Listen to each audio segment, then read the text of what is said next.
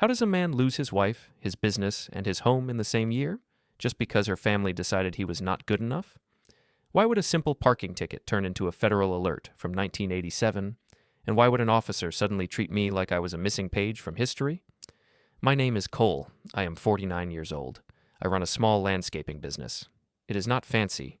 It is honest work. I trim hedges. I lay mulch. I fix sprinkler lines. I clean up yards after storms. I show up early. I leave late. I keep my word. For a long time, that was enough. I married my wife, Lena, 12 years ago. She liked my quiet way. She said my steady life felt safe. When we first met, she did not care about titles. She liked that I listened. She liked that I did not show off. Her family cared about titles. Her father, Ralph, was the kind of man who always wore a watch that looked too bright. He talked about people like they were numbers. He asked what you did, then decided who you were. Her mother, Gwen, smiled a lot, but the smile never reached her eyes. Her brother, Cal, was younger than Lena and loud in a polished way. He spoke fast. He called it confidence. I called it noise. At first, they were polite to me. They invited me to dinners. They offered drinks. They asked about my business like it was a hobby. I tried to fit in. I tried to keep things calm. I told myself it was normal. I told myself it would soften with time. It did not. The disrespect did not show up as one big moment at first. It was small. It was a comment here and a laugh there. It was Ralph asking me, in front of others, if I had ever considered a real job. It was Gwen telling Lena that she deserved more security and saying it while looking at me like I was a chair that did not match the room. I stayed quiet. I kept my tone even. I told myself I was not there to win. I was there to build a life. That is how it starts when people think you are safe to step on. They do not push hard at first. They push just enough to see if you move. That week began like any other. I had 3 jobs lined up and 2 estimates. My truck was older, but it ran. My equipment was clean. My schedule was tight. I had a client who paid on time and always left cold water in a cooler near the porch. I had a new customer who wanted a full yard cleanup before hosting family. It was regular life. It was work. Then Lena told me her parents wanted us for dinner on Thursday. She said it in a careful tone, like she was already tired. She said her mother was planning a big community fundraiser and they wanted to talk about it. She said it would be good for us to show up. I understood what that meant. It meant they wanted something. I went anyway. Their house was large and quiet. It had light floors, light walls, and nothing out of place. When I stepped inside, I felt like my boots were too loud. I wiped them twice, even though they were clean. Gwen noticed. She always noticed. She said she appreciated a man who respected a home, but she said it like she was teaching a lesson. At dinner, Ralph talked about money like it was weather. He said who was doing well. He said who was not. He spoke about a neighbor's new car. He spoke about Cal's new deal at work. He asked Lena about her job and nodded like it mattered. Then he looked at me. He asked how many lawns I had that week. He asked how much I charged. He asked if people still paid cash. He asked if I saved enough for retirement. Each question was simple, but his face said he already had the answer. I kept my voice calm. I said my numbers were steady. I said my clients were loyal. I said I planned carefully. Ralph said that steady was not the same as successful. He said a man should build something bigger than himself. He said Lena deserved a life that looked better from the outside. Lena stared at her plate. She moved her fork, but she did not eat. She did not look at me. She did not correct him. Gwen added that family was important, and family helped family. She said the fundraiser was for the community. She said it would be good publicity for my business if I supported it. She said people like to hire businesses that gave back. She said it with a sweet voice, like she was doing me a favor. Cal leaned back and said he could position my business if I let him. He said he knew the right people. He said he could get me into better neighborhoods. He said my work was solid, but my image needed help. I said I appreciated the thought. I said my business grew by word of mouth. I said I liked to keep control of my schedule. Ralph did not like that. He said I was stubborn. He said I had an attitude for someone who was lucky to be in the room. Then he said the line that stayed with me. He said I would never be good enough for their daughter. He did not raise his voice. He did not slam the table. He said it like he was reading a rule from a sign. I felt my face go warm. I felt my hands tighten around my water glass. I did not speak fast. I did not argue. I told him I heard him. I told him I wanted Lena to be happy. I said I worked hard for our home. Before we dive deeper into this story, I have one small request. Please subscribe, drop a like, comment, and hit that hype button to boost this channel so more people can discover these incredible stories. Ralph said hard work was basic. He said it was the minimum. He said love was not a plan. He said a man needed leverage.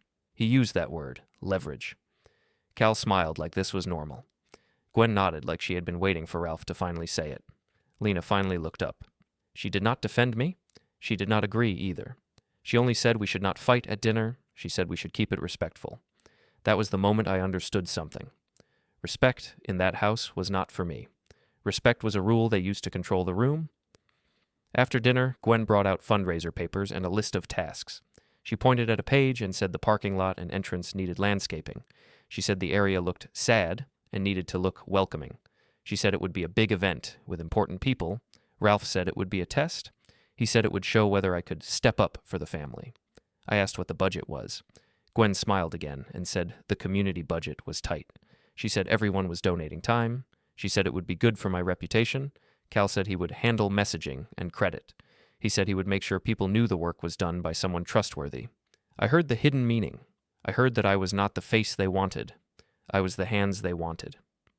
I said I could do basic cleanup, but I could not donate a full weekend. I said I had paying jobs and a schedule. Ralph stared at me. He said a real man made sacrifices. He said Lena had made sacrifices by marrying me. He said the least I could do was help the family. Lena touched my arm under the table. It was not a warm touch. It was a warning touch. She wanted me to stop pushing back. So I did what I had learned to do. I kept my voice level. I said I would make time. I said I would do the entrance and the parking lot strip. I said I would keep it simple. Ralph nodded like he had won something. Gwen looked relieved. Cal looked pleased, like he had just closed a deal. When we left, Lena said her father was just protective. She said he had high standards. She said I should not take it personally. She said it would all feel better once I proved myself. I did not answer right away. I watched the road. I held the steering wheel at 10 and 2 like my old driving instructor taught me. I kept thinking about that word again. Leverage. Saturday came. The fundraiser lot was behind a community building. It was a wide space with worn grass, a few trees, and a dusty entrance sign. There were folding tables, banners, and volunteers in matching shirts. Music played from a small speaker. I brought my trailer. I brought bags of mulch. I brought a rake, a blower, and 2 shovels. I did not bring my best equipment. I did not want anything to walk away. I hate thinking like that, but I have learned. When I arrived, Gwen greeted me with a big smile. She said she was so glad I came. She said everyone was watching. She said this was a chance to show who I was. Ralph walked by without greeting me. He only pointed at the entrance and said it needed to be done before noon. Cal arrived later in clean shoes and a pressed shirt. He did not carry tools. He carried a drink and a phone. He walked around talking to people. He gestured at the lot like it belonged to him. I worked. I kept my head down. I trimmed edges. I cleared weeds. I spread mulch. I blew debris off the walkway. I made the entrance look neat and cared for. It was good work. It was my work. Around mid-morning, I took a short break to drink water. I stood near my trailer, wiping sweat from my face with a towel. I watched people gather near the tables. I saw Cal standing with a group of donors. I saw him pointing toward the entrance. He was speaking, he was smiling, he was performing. I did not try to listen, but I could not avoid hearing pieces. He was describing the landscaping as part of his plan. He was saying he had organized the work. He was saying he had found a reliable guy to do it. He was talking about me like I was a service he ordered. A woman in the group looked over at me and nodded politely, like you nod at a delivery driver. Cal nodded back like he had just introduced his helper. My stomach tightened, not from anger, from something colder, from a clear understanding. This was not about family. This was not about community. This was about power. This was about keeping me small in public. I went back to work. I finished the entrance. I cleaned the edges twice. I made the place look like it deserved to be on a flyer. When noon came, Gwen thanked me loudly. She said everyone should appreciate how I pitched in. She used the words pitched in, not provided, not completed, not delivered. She made it sound like I was a volunteer kid with a broom. Ralph walked by again. He looked at the work and said it was acceptable. He did not say thank you. He did not ask if I needed water. He only said he hoped I would keep that energy in my own business. Cal took photos, not of me working, not of the trailer. He took photos of the entrance with the banner in the frame. He said it would look good online. When I loaded my tools, I noticed 2 volunteers looking at me with a strange mix of pity and discomfort. They did not say anything. Their eyes did.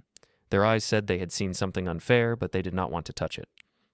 I drove straight to my next job, a small yard cleanup for a new customer. I wanted to focus on work. Work is simple. Work does not lie. The customer met me at the driveway. She was polite but stiff. She did not offer water. She did not ask about the plan. She asked if I was insured.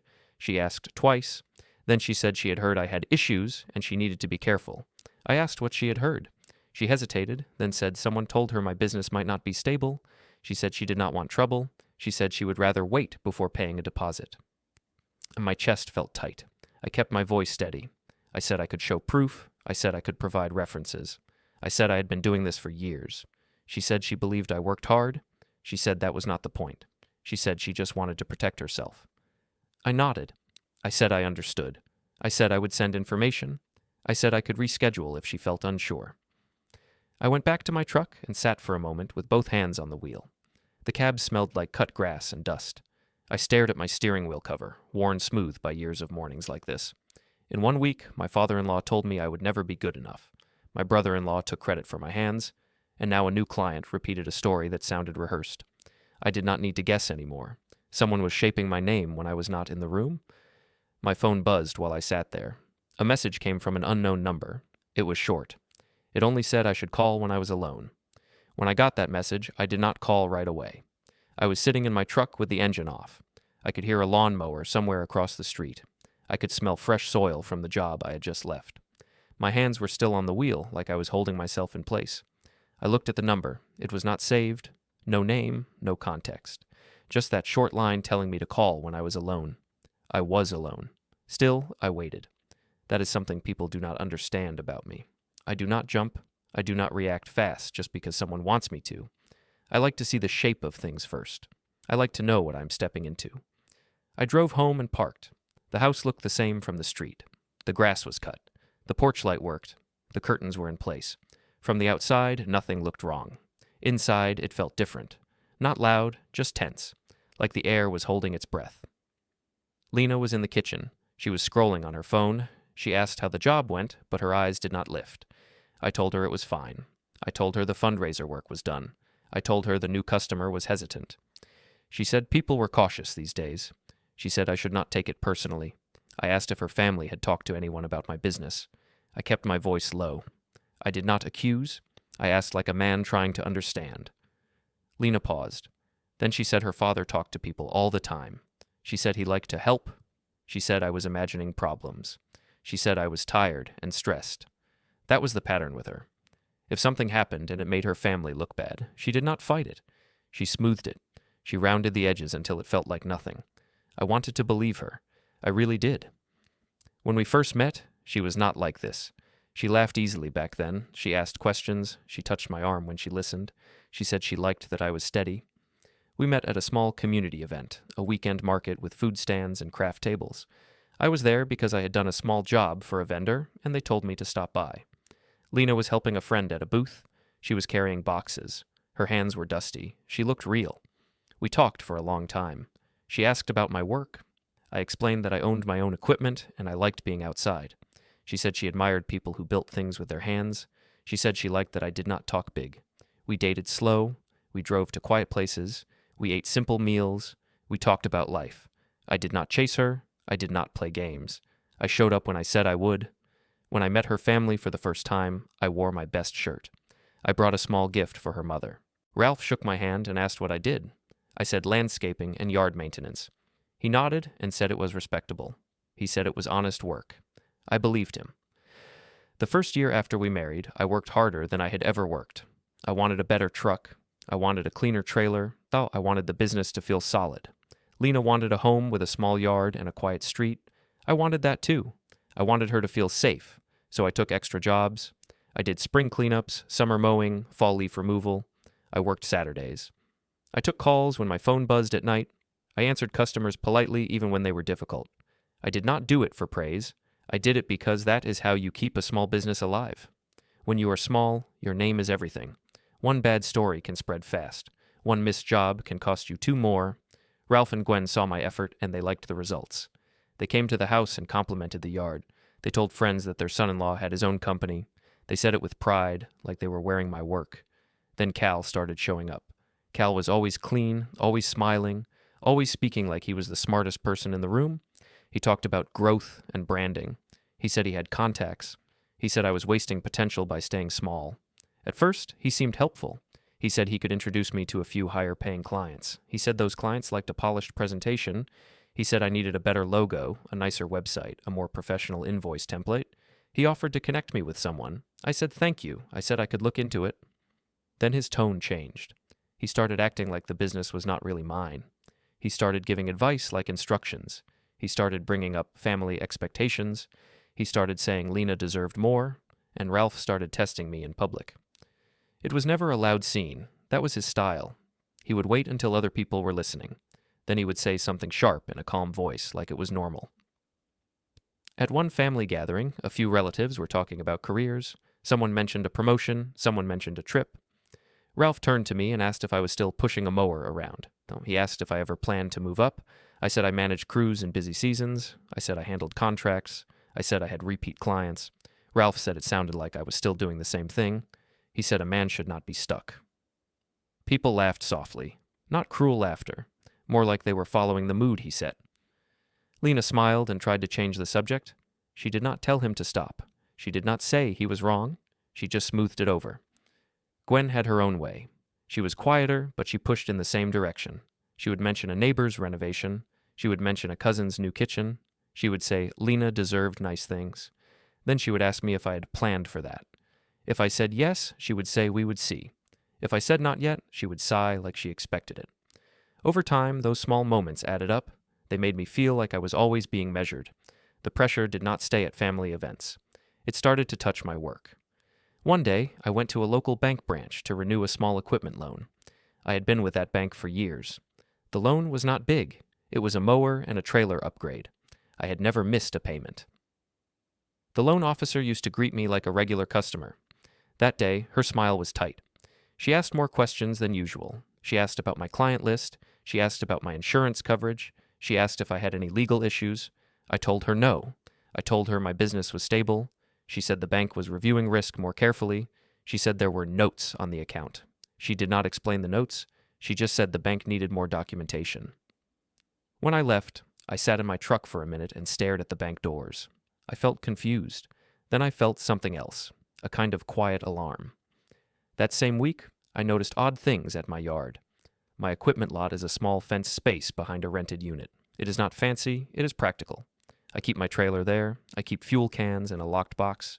I keep tools in a shed. One morning, the padlock felt different in my hand. The key still worked, but the lock had scratches that were not mine. Inside, one fuel can was lower than it should be. I measured fuel by habit. I could tell. I told myself I might be tired. I told myself I might have miscounted. Then another thing happened. A client called and asked why I had not shown up for a scheduled estimate. I checked my calendar and saw the appointment had been moved to a different day. I did not move it. I asked Lena if she had touched my calendar on the kitchen wall. She said no. She said she did not mess with my work. Cal later mentioned, in a casual way, that he had talked to someone who wanted to meet sooner. He said he had helped organize things. I told him I preferred to handle my own schedule. He laughed and said I was old-fashioned. That word landed wrong. Not because of age, because of the message under it. He was saying I was behind. He was saying I should hand over control. When you run your own business, control is survival. The house changed too. Not with shouting, with distance. Lena started spending more time with her family. She started taking calls in the other room. If I walked in, she would pause and say she would call back later. She said she did not want to stress me out. Sometimes she would repeat phrases that did not sound like her. She would say maybe I should think bigger. She would say maybe I should accept help. She would say maybe I should stop being sensitive. I did not like hearing that word from her. Sensitive. It was a neat way to make my concern look like weakness. I tried to fix it the normal way. I cooked dinner. I cleaned the kitchen. I asked her how she felt. I asked her what she wanted. She said she wanted peace. She said she wanted her family to stop worrying. She said she wanted me to stop taking everything as an attack. I told her I did not want conflict either. I told her I only wanted basic respect. She said respect had to be earned. I remember standing at the sink after that, washing a plate with my hands under hot water. The house was quiet. The only sound was water running and the plate tapping lightly against the sink. I felt like I was hearing my own life from a distance. That is what it feels like when you are being pushed out slowly. No one says it directly at first. They just treat you like you are optional. When I got that unknown message, all of those moments lined up in my head. The bank questions, the changed calendar, the jokes in public, the way Cal took credit, the way Ralph spoke like he owned the room, the way Lena avoided looking at me when it mattered. I sat down at the kitchen table with my phone in my hand. I looked at the message again. I still did not call. I opened my notes app instead. I wrote the date. I wrote the fundraiser. I wrote the new customer hesitation. I wrote the bank visit from earlier in the week. I wrote the odd lock scratches. I wrote the calendar change. I did not do it to be dramatic. I did it because I needed a clean timeline. I needed facts. I needed to stop doubting my own eyes. I put my phone down. I listened to the house. I could hear Lena moving in the bedroom, closing a drawer, then opening another. Normal sounds, normal life. But inside me, something was shifting into place, not anger, clarity. The next Monday, my schedule looked full on paper, but the energy around my business felt different. Calls still came in, but people spoke carefully. Some asked extra questions. Some wanted to wait and see. A few stopped replying after the first message. I know the difference between normal caution and a story spreading. I went to a regular maintenance job first, a small house with a neat yard and a stone walkway. The owner used to greet me and chat for a minute. That morning she stayed on the porch and watched from a distance. When I finished, she asked if I was still going to be around next month. She said it like she was asking about the weather. I told her yes. I told her my schedule was set. She nodded, but her face said she did not fully believe it. After I loaded my tools, I sat in the truck again and opened my notes. I added her question and the date. I added the time. I did not write feelings. I wrote facts. I wrote the exact words she used as best I could, without making it dramatic. Later that day, I drove to the HOA clubhouse for a routine check-in. It was a place I had been many times, a small building with a meeting room, a front desk, and a board that liked to feel important. I had done work for that community off and on for years, not because it paid well, but because it stayed steady. The manager, Mrs. Tolland, used to be direct with me. She would point to a list, and we would agree on a plan. This time, she avoided eye contact. She asked me to wait in the hallway. While I waited, I could hear voices in the room, not loud, but clear. I heard my name. I heard the words risk and complaints. I heard someone say they wanted a more professional vendor. When Mrs. Tolland finally came out, her hands were tight around a folder. She said the board was reviewing vendors. She said it was routine. She said there were concerns about reliability and documentation. I told her I could provide anything she needed. I told her I had insurance and a long record of completed work. I reminded her that my invoices were always clear. She said it was not personal. She said she was getting pressure. She said she had to follow procedure. Then she said something that bothered me more than the rest. She said someone had called and offered to help by giving the board an alternative vendor that was connected to the community. She did not say a name, but she did not need to. I could hear Cal's style in the way she described it. I asked if she could tell me who made the call. She said she could not. She said she needed to be careful. I thanked her anyway. I told her I understood her position. I walked out with my face calm, but my mind sharp. Outside, the air felt colder than it should have. I stood by my truck and looked at the clubhouse windows. I realized I was not dealing with a single rude comment at a dinner table anymore. This had moved into the places that paid my bills. That evening, I drove to my equipment lot to prep for the next day. The gate looked closed, but when I touched it, I felt the chain hanging different. The lock was there, but it was not sitting the way I left it. I checked my tool shed. Nothing obvious was missing, but the inside felt disturbed. A rake leaned the wrong way. A spare trimmer head was not where I kept it. Small things that meant someone had been inside and did not care to put it back. I took a photo of the lock close up. I took a photo of the chain. I took a photo of the ground near the gate where tire marks crossed the dirt, at an angle that did not match my truck. Then I sat in the cab and breathed slowly. At home, Lena asked why I was late. Her tone was flat, like she had already decided the answer would bother her. I told her about the HOA check-in. I told her about the gate and the lock. She sighed and said I was becoming suspicious. She said maybe I was tired.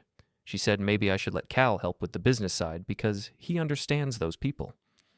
That was the first time she said it like that, not as a suggestion, as a direction. I asked her if she had been talking to Cal about my contracts. I asked her if she had shared my client list. She said Cal was family. She said he was only trying to protect us. She said I was acting like he was an enemy. I told her I did not want an enemy. I wanted privacy. I wanted boundaries. She said boundaries were not how her family worked. That sentence landed heavy. It told me I was not a partner in my own life anymore. I was a problem to be managed. A few days later, I got another cancellation. This one hurt because it was a long-term job, a big seasonal cleanup that kept me stable going into winter. The client was polite on the phone. He said his wife found someone else. He said they needed more formal service. I asked if there was a complaint about my work. He said no. He said the yard always looked good. So I asked what changed. He hesitated, then said someone warned them. He said he did not want drama. He said he was sorry. After the call, I stared at the wall in my small home office. I could hear my own breathing. I could hear the house settling. I felt a quiet pressure behind my eyes, like my body wanted to release something, but I did not let it. Instead, I opened a plain folder on my desk. I started a list of every client that had shifted tone in the last month. I wrote dates. I wrote what they said. I wrote the timing around the fundraiser and the bank visit. I added the HOA meeting. I did not tell Lena. I did not want an argument. I wanted clean lines. On Friday, Lena told me her parents wanted us over again. She said it was important. She said they had ideas. She said we should be grateful. I went because I still had hope, even if it was thin. Ralph's living room felt like a waiting room. Everything was in its place. The lighting was bright. The furniture looked untouched. When we sat down, Gwen brought snacks like she was hosting a polite meeting. Ralph did not waste time. He said he had been hearing concerns in the community. He said my business did not look stable. He said Lena needed security and dignity. He said it was time to adjust the plan. Cal was there too, leaning forward like he was eager to present. He said he had spoken to people in a few neighborhoods. He said they wanted a single point of contact and a more professional package. He said he could create that. He said he would take over communications and vendor relations. He said I would still do the work, but he would handle the front. I understood what he was offering. He wanted my hands and my truck and my name, but he wanted the power. Ralph said it was a generous offer. He said I should accept it if I cared about my marriage. I looked at Lena. I waited for her to say something. Anything that sounded like a wife standing beside her husband. She did not. She said she was tired of stress. She said she wanted stability. She said maybe this was the smartest way. I felt something inside me settle into place. Not rage, not panic. A simple, cold understanding. They were not trying to help me succeed. They were trying to move me into a smaller box where I could not say no. I told them I needed time to think. I said I would not decide in a living room conversation. I said I wanted to review what it would mean for my clients and my responsibilities. Ralph's face hardened. He said a man who needed time was a man who was afraid. He said I should stop acting like a child. I did not react. I stood up and said I was leaving. Gwen said I was being dramatic. Cal said I would regret it. Lena followed me to the door and whispered that I was embarrassing her. I drove away without speaking. The steering wheel felt stiff under my hands. I focused on the road. That night, Lena did not come to bed. She slept on the couch. In the morning, she acted like nothing happened. She asked if I wanted coffee.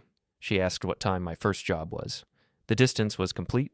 It was like she had already stepped to the other side, but she did not want to admit it out loud. A week later, the bank called.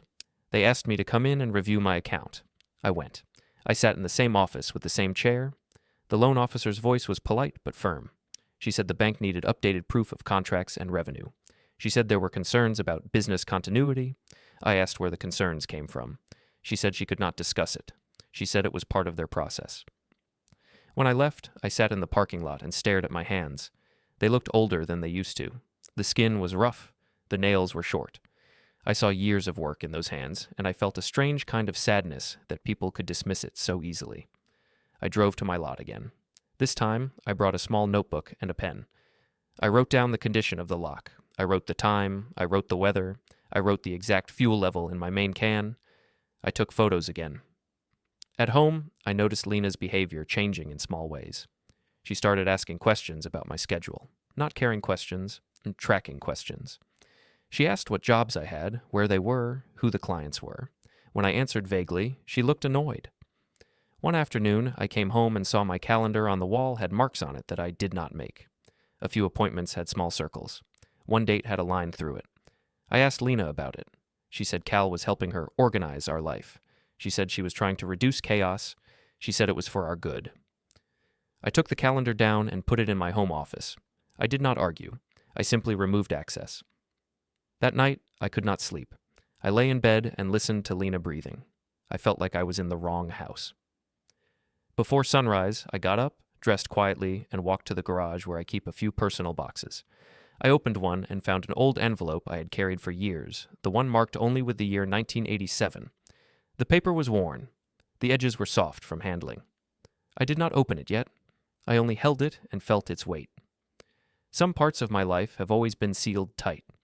Not because I wanted mystery, because I learned early that some truths change how people treat you, and not always in a good way. I put the envelope back in the box and closed the lid. Then I walked outside and sat in my truck with the engine off. The street was quiet. The sky was pale. For the first time, I understood that losing my business might not be the worst thing they could do. The worst thing was the way they were trying to rewrite who I was right in front of me while expecting me to nod. I sat there until the sun came up, and I made a decision that felt simple. I would stop trying to win a place at their table. I would start protecting my name. On Tuesday morning, I did not go straight to a job site. I went to the public library instead.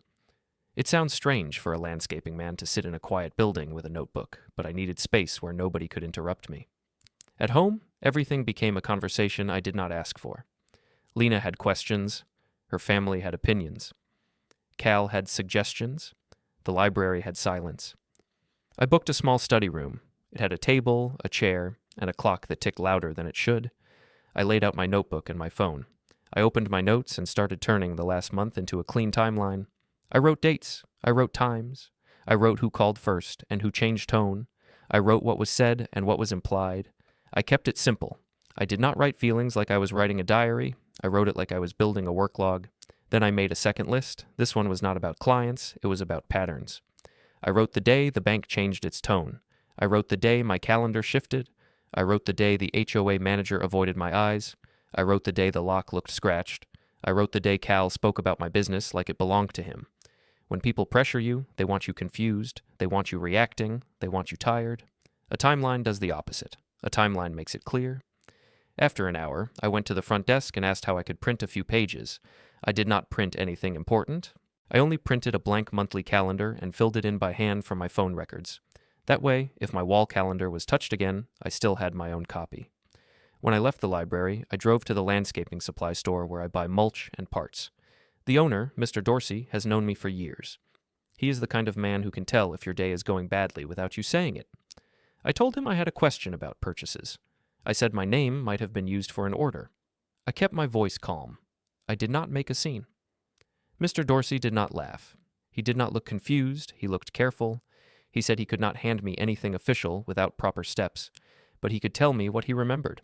He said someone had asked about pricing and delivery under my account name. He said it happened more than once.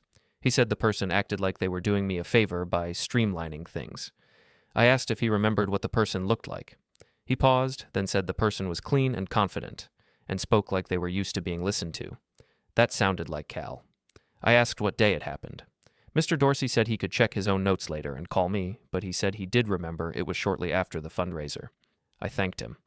I bought what I needed for the week, like normal. I did not want anyone to feel like I was trying to use them. I only wanted the truth, one step at a time. From there, I went to my equipment lot. I brought a new lock and a new chain. I did not announce it to anyone. I did not tell Lena. I did not tell Cal. I just did it. The old lock went into a small bag in my truck. I did not know yet if it mattered, but I had learned not to throw away anything that might matter later. I also moved a few items inside my shed so they were harder to reach. Nothing extreme, just small choices that made me feel like the space was mine again. That evening, Lena asked why I had changed the lock. She said it like a complaint, not a question. I told her I noticed scratches and I wanted to be careful. I said tools cost money. I said it was normal to upgrade security. She said I was acting like everyone was against me. She said I was making the house tense. I told her I was not accusing anyone. I told her I was protecting my work. She said Cal had offered to help me. She said he was trying to reduce stress. She said I was pushing away the only people who cared. I listened. I did not argue. Then I asked a simple question. I asked why help always came with control. Lena stared at me for a moment, then said I was twisting things. She walked away and ended the conversation by cleaning a counter that was already clean. The next day, I returned to the HOA clubhouse. I did not go in angry. I did not demand anything. I asked to speak with Mrs. Tolland for a minute. She met me in the hallway again. Her posture was tight. She looked like a person trying to survive other people's moods. I told her I wanted to make sure my file was complete. I said if the board had concerns, I wanted to address them properly. I asked what paperwork they wanted and what their vendor review process was. That made her relax a little. People trust procedure. They trust forms. They trust calm voices that do not threaten them. She explained the process. She said there was a vendor packet. She said they needed updated insurance pages and a list of references. She said the board also cared about reputation. She did not like that word, but she said it. I asked if she could tell me the exact complaint. She said the board heard that my business might change soon. She said someone framed it as concern for stability. She said it sounded like someone was trying to protect the community. I asked if she could tell me who said it. She said she could not. She repeated that she needed to be careful. I told her I understood. Then I asked if she could put in writing what the board needed from me, not as a threat, but as clarity. She agreed. She said she could email the list. I thanked her and walked out. In the parking lot, I sat in my truck and let that email request settle in my mind. It was a small thing. But small things matter. A simple email can show what a person knew and when they knew it. That afternoon, I made one phone call I had been avoiding. I called a local attorney's office and asked for an appointment. I did not say I wanted revenge. I did not say my family was cruel. I said I had a business dispute and possible interference with contracts. I said I needed advice on how to protect myself. They gave me a time 2 days later. When I hung up, I felt a strange mix of relief and sadness. Relief because I was finally moving in a direction that made sense. Sadness because I wished I did not need to. On the day of the appointment, I wore plain clothes, clean jeans, a simple shirt, work boots. I did not try to look like someone I am not. I only tried to look respectful. Ms. Vance was direct. She spoke like a person who deals with messy stories every day and has no patience for drama. She asked me to explain what happened from the beginning. I told her the facts. I told her about the fundraiser. I told her about client cancellations and repeated phrases. I told her about the bank shifting tone. I told her about the HOA pressure. I told her about Cal presenting himself as the face of my business. Ms. Vance asked what I wanted. I said I wanted my name protected. I said I wanted my business to survive. I said I wanted to stop the interference without making reckless choices. She nodded. She said the best path was to document everything and keep communication clean. She said I should avoid emotional confrontations. She said I should not threaten anyone. She said I should let systems do their job, because systems trust paper and timelines more than stories. I asked what to collect. She told me to keep records of cancellations and messages. She told me to keep notes of phone calls with dates and times. She told me to request policy information from the HOA and any city programs involved. She told me to separate my business accounts from family access. She told me to keep backups of my schedule and client contacts. She also told me something that stayed with me. She said people who feel safe often get careless. She said they speak too freely when they think nobody is listening. When I left her office, I did not feel like a hero. I felt like a tired man who finally accepted the situation for what it was. That weekend, Cal sent a message to Lena. I saw it on her phone screen when she left it on the kitchen counter. I did not pick up the phone. I did not touch it. I only saw the preview line. It said he had good news and that he had scheduled something big that would fix the problem. A few minutes later, Lena told me we were all invited to a meeting at City Hall soon. She said it like it was a favor. She said Cal had been working on a city landscaping opportunity and wanted to include me. She said it could be a turning point if I stopped resisting. I asked what kind of meeting. She said it was related to city vendor work. She said there would be officials there. She said it would be important to show unity as a family. I nodded and said I understood. Then I went back to my study room at the library the next morning and added a new line to my timeline. City Hall meeting scheduled. Family calling it a fix. Cal leading the message. I sat there with my pen in my hand, listening to the quiet hum of the building around me, and I kept writing. The City Hall meeting sat on my calendar like a weight. Lena spoke about it like it was a gift. She said it could fix our problems if I stopped being difficult. She said her brother had arranged a chance for me to be seen by the right people. She said I should be grateful and show up with a good attitude. I nodded and kept my face calm. I did not argue. I did not ask her to explain what she meant by good attitude, because I already knew. Good attitude meant silence. It meant letting Cal speak for me. It meant smiling while someone else held the steering wheel. That week, I moved through my days like a man carrying a full bucket without spilling. I worked. I answered calls. I kept my voice steady with clients. I fixed a sprinkler line for an elderly couple and did not mention my own problems. I spread mulch at a small townhouse and focused on clean edges. I did the job the same way I always did. I did not punish customers for what my life looked like behind the scenes. At night, I kept building my timeline. I sat in the library study room again and again. I wrote down every canceled job and every delayed payment. I wrote down the bank calls and the HOA email. I kept copies of the messages that felt strange. I did not label anything with dramatic words. I used plain names and dates. I treated it like a work file, because that is what it was. I also made small changes at home without announcing them. I moved my business notebook out of the kitchen drawer. I changed my phone passcode. I moved my client list into a place that was not shared. I turned off automatic syncing to the home computer. I did not do it to be secretive. I did it because I could feel my life being handled by other hands. Lena noticed the change in me. She said I was cold. She said I was shutting her out. She said I was making her choose between me and her family. I told her I was not asking her to choose. I told her I was asking for simple respect and basic boundaries. I told her I did not want her brother acting like my manager. I told her I did not want her father speaking about me like I was a burden. She said her father had opinions and I should not take them so personally. She said her brother was only trying to help. She said I was making a big problem out of normal family dynamics. I listened, and I could hear the distance in her words. It was like she was repeating lines she had practiced. 2 days later, she came home later than usual. She set her purse down and did not look at me. She said we needed to talk. Her tone had that careful edge that tells you the decision is already made. She said she could not live like this. She said she was tired of tension and money stress. She said she needed stability. She said her family was right that we were not building the kind of life she wanted. She said she wanted a clean separation. I asked if this was what she wanted, or what her family wanted. She said it did not matter. She said she wanted peace. I did not beg. I did not raise my voice. I did not list everything I had done for us. I just sat there and felt the room tilt a little, like my body needed time to catch up to the words. I asked where she expected me to go. She said I could stay with a friend or find a short-term place. She said it would be better if I left for a while so everyone could calm down. She said we could talk about the details later. Details later. That is how people soften a hard thing.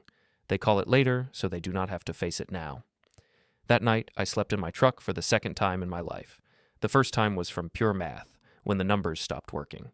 This time was different. This time, I felt pushed out of my own home by a quiet agreement I was not part of. I parked on an industrial street where other trucks sat overnight. I leaned my seat back and kept my boots on. The cab smelled like soil and old coffee. The windows fogged a little from my breath. Around midnight, I opened the glove box and looked at the old envelope again, the one marked 1987. I did not open it. I just held it for a moment, then put it back like it was something fragile.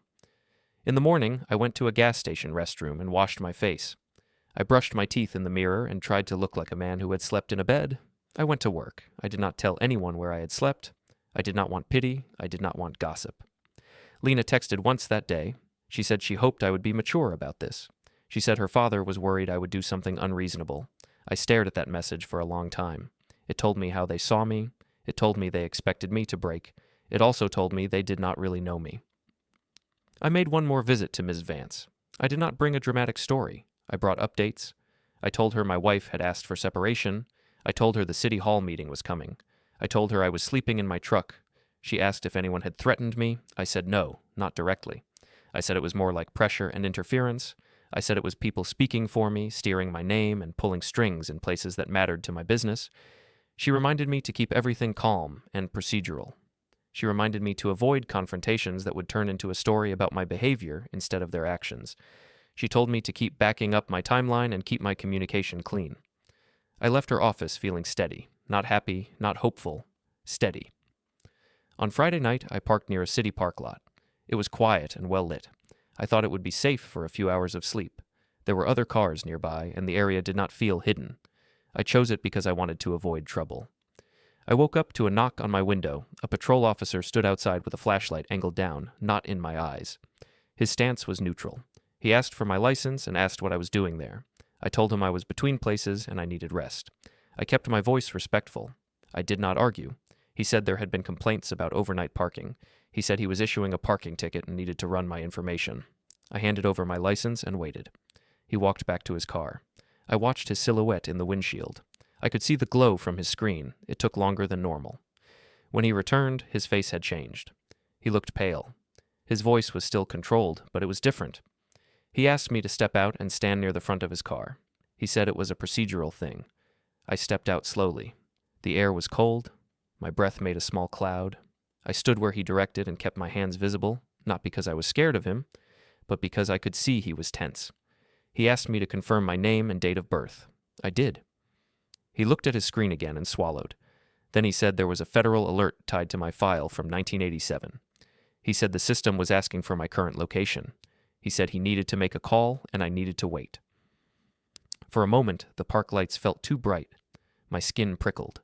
I felt the ground under my boots like it was suddenly less solid. I asked what the alert was about. He said he could not explain it fully from the patrol car screen. He said it was above his level. He said he needed to contact someone and follow the steps. He was not rude. He was not trying to scare me. He sounded like a man who had just realized his normal shift had turned into something else. I said I understood. I told him I would cooperate. I told him I did not want trouble. He nodded once and walked away to make his call. I stood there and watched traffic move on the far road. The sound of tires on asphalt felt distant. My hands started to shake, not from cold, but from the sudden reach of that year. I had not heard 1987 spoken out loud by a stranger in a long time. It felt like a door opening in a hallway I kept locked. The officer returned and asked me to come to the station lobby for a short process. He said it was not an arrest. He said it was a verification step. He said it would be faster if I came willingly. I got back into my truck and followed him at a safe distance. The police station lobby was bright and smelled like disinfectant. A front desk clerk looked up and then looked away, like she had been trained not to stare. The officer spoke quietly with someone behind a door. I sat in a chair and waited. Nobody shouted. Nobody grabbed me. The calm made it feel more serious, not less. The officer came back and said a federal contact had been notified. He said I would need to confirm my identity and answer a few questions. He said I should expect someone to reach out soon. He repeated that it was tied to an alert from 1987. I asked again what it meant. He said he could not tell me. He said he only knew the system wanted my location and a status update. He said he had never seen that kind of flag on a routine parking ticket. I nodded. I kept my face neutral. I thanked him for being clear. When I walked back out to my truck, the night air hit my lungs like clean water. My hands were still trembling. I sat behind the wheel and did not start the engine right away. I thought about Lena and her family. I thought about Cal smiling in front of donors. I thought about Ralph saying I needed leverage. I thought about the city hall meeting coming up. Then I thought about something simpler. I thought about systems. I thought about paperwork. I thought about how, when institutions move, they do not move because of feelings. They move because of records. I sat there until my breathing slowed. Then I made a quiet promise to myself. I would handle everything the right way. I would not argue at dinner tables anymore. I would not try to earn respect from people who only understand control. I started the engine and drove to a safe place to park until morning. In the pale light before sunrise, I washed my face again, straightened my shirt, and prepared myself like a man going to work. Because that is what this had become. A job, a process, a final step done through the systems they respected. I arrived at City Hall early because I did not want to rush. I wanted my breathing steady. I wanted my hands steady. I parked 2 blocks away and walked, carrying a plain folder that looked too small for how much it held. Ms. Vance met me near the entrance. She was calm in the way professionals are calm. She said she would do most of the talking, and she reminded me to keep my answers short and factual. She said we were not there to argue with family. She said we were there to speak to a process. Officer Breen was there too, near a side hallway. He looked like he had not slept much. He said the federal office had asked him to stay close until a contact arrived. He said he still could not explain everything, but he said he had never seen a routine check turn into a sealed alert so fast. A man in a plain jacket approached us a few minutes later. He introduced himself as Agent Marlowe. He did not look at me like I was a problem. He looked at me like I was a file he had already read. He said the alert from 1987 existed for a reason, and he said it was triggered when my identifiers showed up in a place they were not supposed to show up. I asked what place that was. He said it was a city procurement packet. My stomach tightened, but my mind became clear. I thought about Cal and his big fix. I thought about Lena saying we needed unity at City Hall. I thought about my calendar being marked by someone else. We went into the hearing room together. It was bright and cold, with long tables and microphones. A few city staff sat at the front. A small audience sat behind, some with phones already in their hands. I saw Cal near the center table, smiling and shaking hands like this was his stage. Ralph and Gwen sat behind him, dressed like they were attending a ceremony. Lena sat near them, posture stiff, eyes forward. Cal looked at me and gave a small smile that felt practiced. He leaned toward Lena and whispered something. Lena did not look at me. The chair of the hearing called the meeting to order. They explained the agenda in a steady voice. They said they would hear vendor presentations for a seasonal maintenance contract. They said the city valued reliability and compliance. Cal stood when his name was called. He spoke smoothly. He said his company was community-focused. He said he had a strong operations partner with years of hands-on experience. He said he was bringing structure and professional management to a service that was often informal. He said his team was ready to start immediately. He did not say my name directly, but he described my work like it was his asset. He spoke like I was a tool he had purchased. Then the chair asked a simple question. They asked him to confirm who the licensed operator was on the insurance page and who owned the equipment listed in the packet. Cal answered with confidence. He said it was handled. He said everything was in order.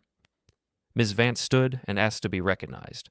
When the chair nodded, she introduced herself as my counsel. She said I was present and that my name and business identifiers had been used without consent in the vendor packet being discussed. She said we were requesting the procurement file be paused immediately due to misrepresentation and interference with an existing vendor's contracts. The room shifted. Phones rose a little higher. Cal's smile dropped for a second, then returned. He said it was a misunderstanding. He said he was only trying to help family and help the city. He said I was being emotional because I was under stress. Ms. Vance did not react to that. She asked the chair to allow her to submit a short set of materials into the record.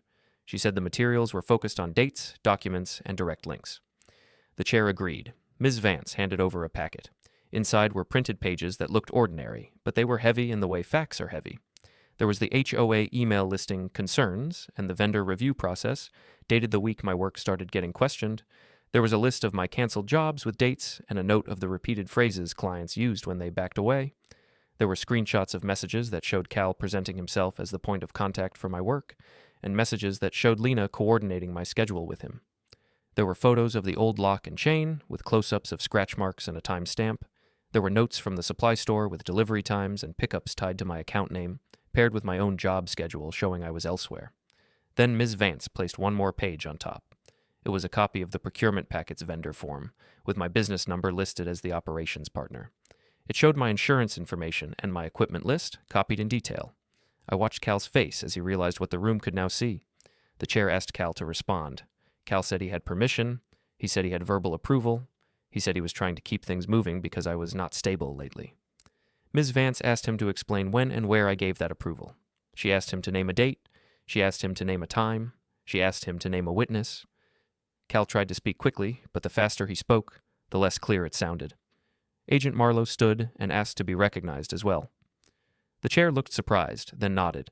Agent Marlowe said he was there because my identifiers were tied to a sealed federal alert originating in 1987. He said the alert required notification when my identity information appeared in official systems under conditions that suggested misuse. He said he was not there to accuse anyone in the room of anything beyond what the documents showed, but he said the misuse itself was now a formal matter. Officer Breen remained near the sidewall, posture steady, eyes alert. Agent Marlowe did not share private details to the whole room. He did not dramatize it. He said enough for the process. He said my file existed because I was a minor connected to a federal case long ago, and the record included strict handling instructions. He said the alert was designed to protect identity integrity and prevent unauthorized use. He said the city had a responsibility to pause any procurement decision tied to identifiers that were flagged. My hands started trembling under the table. Not because I felt ashamed, but because I felt the past reach forward and touch the present. I had kept that part of my life sealed for decades. Now it was sitting in a public building, affecting the air in the room. The chair asked the city staff to confirm whether the packet included my insurance page and business information. The staff member confirmed it. They said the packet relied on it for compliance.